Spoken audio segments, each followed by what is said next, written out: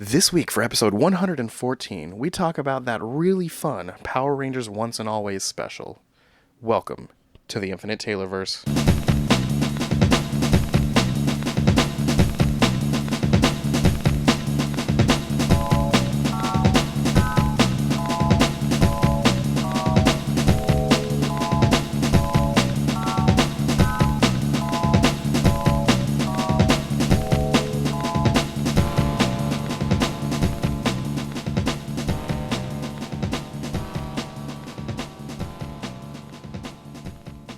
Warning. Red alert. Ay, ay, ay, ay, ay! Danger, Will Robinson. Danger! That's the emergency alert. This episode is full of spoilers for some of the latest and greatest nerdy movies and shows. Spoilers. Listener discretion is advised.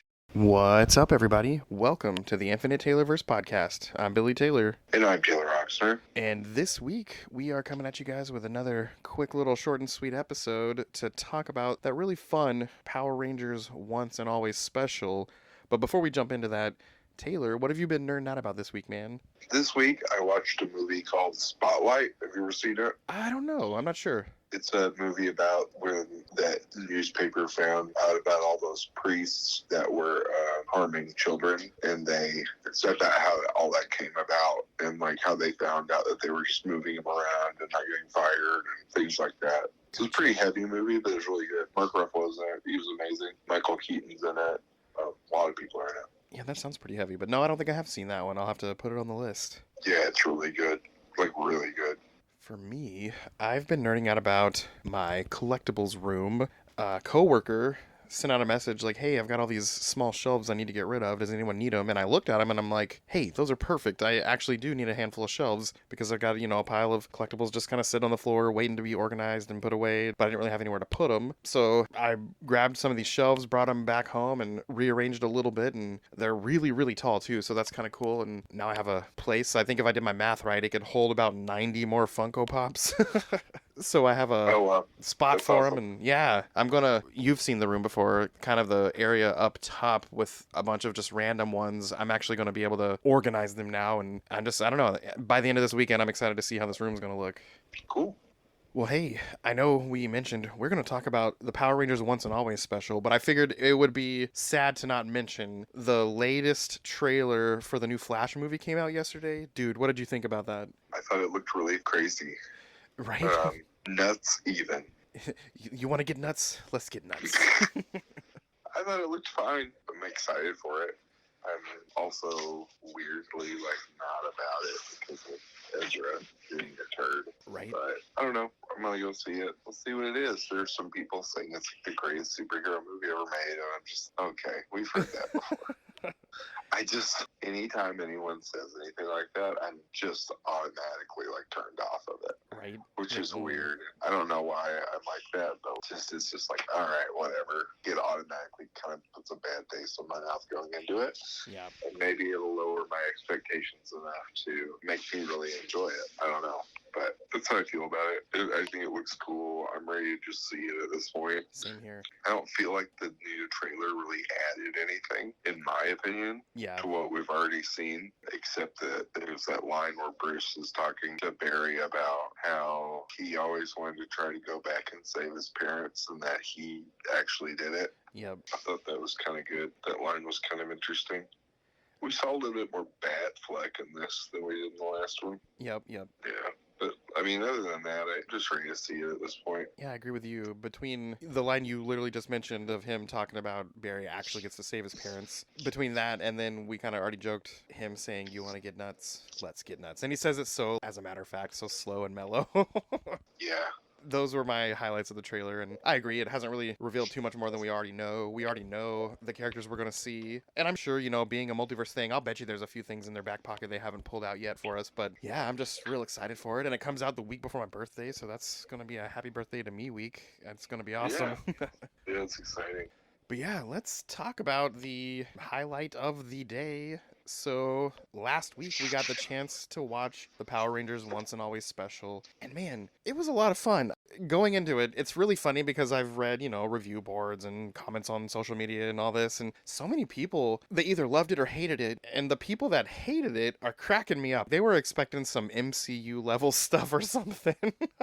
And they were just so disappointed with this and that. And in my head, I'm sitting here thinking, you guys, this is Power Rangers, and we are 30 to 40-year-old grown men. So I don't know what exactly you were expecting, but they just took the old show, they took the old format, and zoomed it to the present with some better cameras. And that's about it. That's the difference. Yeah, I think maybe they were trying to experience, what was that one episode where every Ranger ever was in it? Yeah, the legendary battle back from I think the Samurai season, maybe? Yeah, maybe, I don't remember. But I think maybe they were expecting something that big. Yeah. I don't know. For some reason, I thought going into it, it was going to be a little bit more young adult, considering everyone's older. Yeah. But that wasn't the case. So it took me a second to adjust to the goofiness of it. Yep.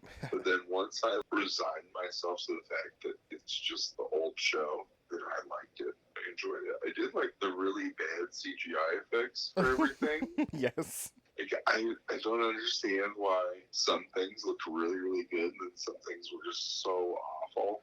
But it kept in line with what the original show looked like. Yep.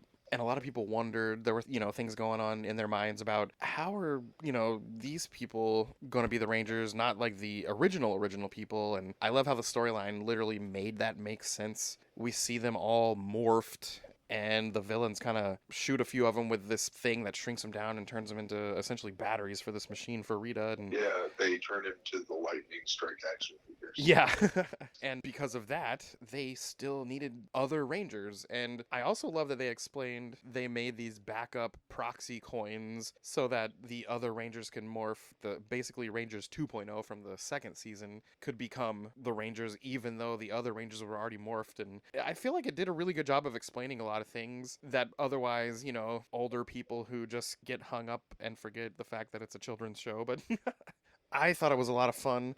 I didn't expect that Alpha 8, I think it was, when Billy was trying to, summon Zordon's spirit back to the world or whatever, and Rita's evil spirit came through and it took over Alpha 8's body and transformed into a robot Rita. I thought that was kind of cool, and I didn't see that coming.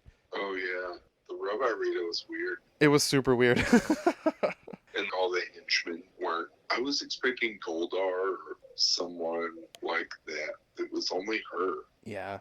So the current TV show, I'm going to mess the name up because I don't really watch it, but I think it's Power Rangers Dino Fury, maybe? Well, in this season, there was a resurrected Goldar and a resurrected Lord Zed, and it had to do with time travel and all kinds of weird stuff to make it make sense, but that would have been cool if somehow those crossed over into this episode to see them all together.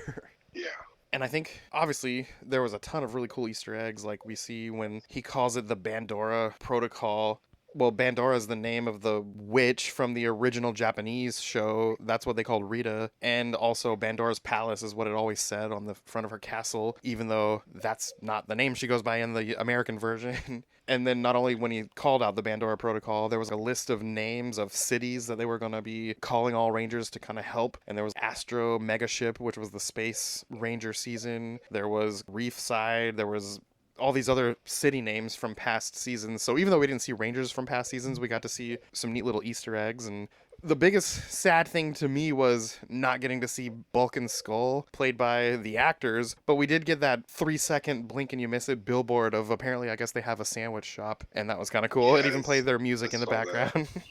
There was a line that was like, let's see if they still have what's his face's juice recipe. Yeah, and Ernie. I was just like, Ernie's juice recipe, that's right. And I was just like, that was a weird thing to throw in there. Yeah. It just, is Ernie dead? Did Ernie go out of business? Did they buy out Ernie? But, I mean, Right? It was, kind of, where's Ernie? I think in real life that actor passed away some years back, and maybe that's why we didn't specifically get Ernie. okay. Same with the actor that voiced Lord Zed, Robert Axelrod. He passed away 5 or 6 years ago as well, and I have to say at the end, the In Memory of Tweed Trang and Jason David Frank kind of gave me some feels like I expected it to. Yeah. But I also thought it was kind of weird they left out a handful of people, like the lady who played their teacher, Mrs. Appleby, and Ernie, and Lord Zed. Those guys have passed away since then too, and they didn't really mention them, so maybe they just stuck to Rangers, I don't know. Yeah, that's weird. But yeah, all in all, as a grown man, going back to watch this children's show that gave me lots of good feels as a kid, it was a lot of fun. And that's where I'm saying, is it going to win some, daytime Emmys or anything like that? I don't know, but it was a lot of fun. Most definitely not, but I really enjoyed it. Yep. So yeah, go out there, find it on Netflix. I think it's the number 3 most viewed thing for the past week, and that's kind of cool. It's like under an hour. So, yeah, I really liked the girl that they picked to be Trini's daughter. I thought she was good at the job. I mean, she reminded me of anyone else that's ever played a Power Ranger. Is she going to be in the new show? I don't Or is think it going to so. be completely young adult, like redo? I'm not sure, because I know Power Rangers, Dino Fury... This is the first time in a long time that the same Rangers are going to be in the very next series called Power Rangers Cosmic Fury. It's also the first time they're using 100% original suits and original footage, 100%, not tapping into any of the Japanese show. But this coming series is the final series before it gets the big reboot and everything. So I don't know what's going to spill over or not. And I also wonder if the Once and Always thing gets enough ratings, if they'll consider, hey, maybe every year or so we should do another one of these and just keep it coming, filled with nostalgia for all these old people who still like the show. Yeah, maybe. We'll just have to see how it does. Yep. But yeah, get out there and go to Netflix, Power Rangers Once and Always. If you grew up watching the show, it's definitely a good time. And like I said earlier, it's not on some MCU endgame level thing. But if you go in there expecting to watch 90s Power Rangers but with better cameras, that's exactly what you're going to get. Yeah. But yeah, that's really about all we are going to talk about this week. Come back next week and have a chance to listen to that really fun conversation that my class and I got to have with D. Bradley Baker. And then after that, we've got some cool things coming up this summer. And yeah, we're looking forward to the things coming. Absolutely. Well, as for us here at the Taylorverse, I've been Billy Taylor. I'm Taylor Rockstar. And come listen to us next week, guys. Talk to you later. Bye. Bye.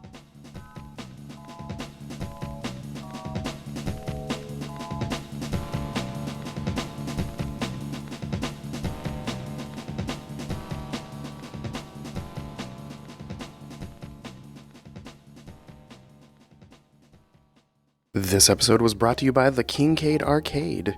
For all of your arcade needs and video game fulfillment, go head on over to the Kincaid Arcade at the Oak Park Mall in Overland Park, Kansas. These guys have every imaginable classic game possible. They have arcades. They have every console you could think of. They have special tournaments all the time. They set up parties and events for all of your party needs. So head on over there once again to the Kincaid Arcade at the Oak Park Mall in Overland Park, Kansas. Go get a bracelet, go play free play the whole time, and have a blast.